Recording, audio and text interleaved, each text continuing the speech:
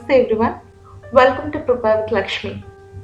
Today we are going to discuss about the Sonnet 69 from Amirati by Edmund Spenser. I'm not going to read about the poet. You can pause the video and read it if you want to, as I have already discussed it many times in the previous poems. About the poem. Edmund Spenser's Amirati chronicles his courtship with his wife Elizabeth Boyle. It was originally published in 1595 and loosely follows the Petrarchan sonnet model. Petrarch wrote his sonnets about women that he would never be able to obtain, while Spenser wrote about a single woman whom he did marry. In Sonnet 69, the poet compares the heroes in the ancient world and their great deeds and victories to his own poetry. As the ancient warriors commemorated their victories by erecting statues, the poet would be remembered by his poetry. The poem has three four-line stanzas called quatrains and a couplet. Now, sonnet is a 14-line poem. So, three four-line stanzas will make 12 lines and then a couplet is 2 lines. So, it makes a 14-line poem. The poetic devices used in the poem are metaphor, simile, and personification. Normally, all these poems we have personification, metaphor, and simile. Metaphor means indirect comparison. Here, he is comparing the ancient world's heroes erecting statues. Those statues they are remembered by to his own poetry, which the poet will be remembered by. The rhyme scheme of the poem is ABAB, BCBC, CDCD, EE written in iambic pentameter. So let's move on to the poem. I'll be reading the stanza and explain it briefly. The famous warriors of the antique world used trophies to erect in stately wise, in which they would the records have enrolled of their great deeds and valorous emprise. Now it's very simple. Here the poet says the famous warriors of the ancient world. Antique world means ancient world. What they used to enroll their great deeds, whatever great deeds they have done and the courageous feats they have done, what they used to enroll, how they used to commemorate their victories by erecting statues in the public. So used trophies. Trophy is something that stands as a success. For a victory, it stands. It is a symbol of the victory. What kind of symbol they used to erect in the public? They used to erect their own statues showing their victory, whatever great deeds they have done. In order to record their victories, in order to show it to the public, they used to erect statues in public. What trophy then shall I most fit devise, in which I may record the memory of my love's conquest, peerless beauty's prize, adorned with honor, love, and chastity?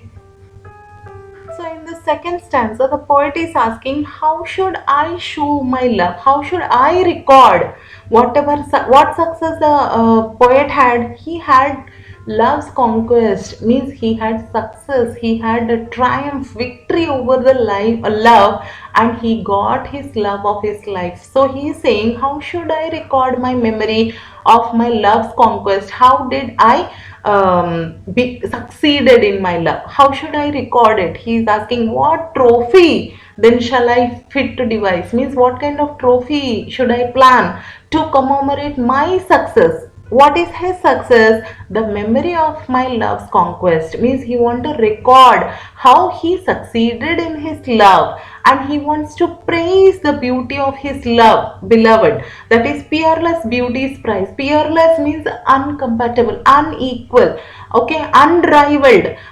There is nobody else who can compete with her for her beauty. He want to praise, he want to praise about her beauty. So all these things, where will he write, where will he put this memory? He is asking, adorned with these things. He wanted it decorated with honesty, love, and chastity. Chastity means being faithful to your love. So he is saying, what kind of record should I make?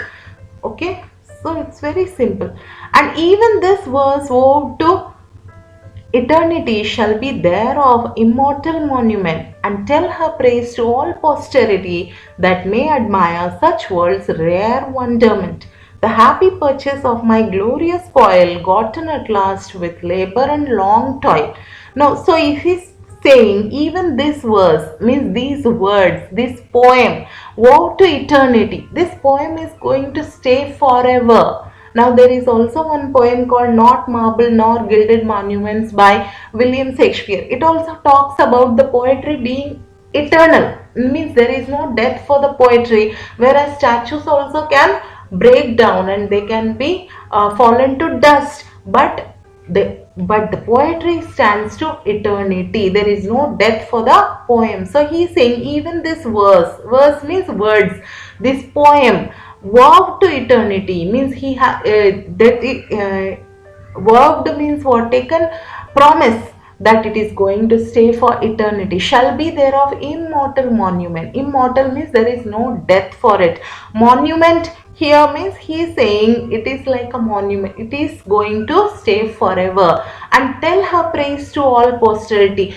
Posterity means people in the future generation. He wants to tell about her, he wants to praise about her to future generations that may admire such world's rare wonderment. Such a beautiful woman is very rare, and he wants to talk about her. He wants the future generation to know about her. Posterity is future generation.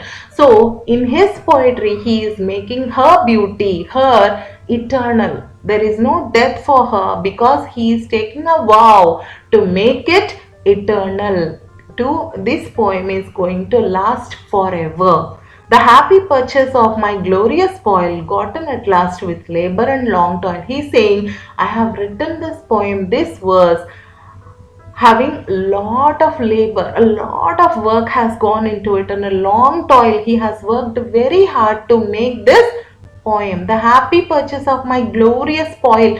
He is saying, I got her with a lot of, he is talking about her in such a way that it is a great he is very happy to have her, and he is saying that after a lot of work he was able to make this poem about her, wrote this Amity about her. So I hope this has been helpful to you. Thank you so much. Have a wonderful day. I'll meet you with my next video.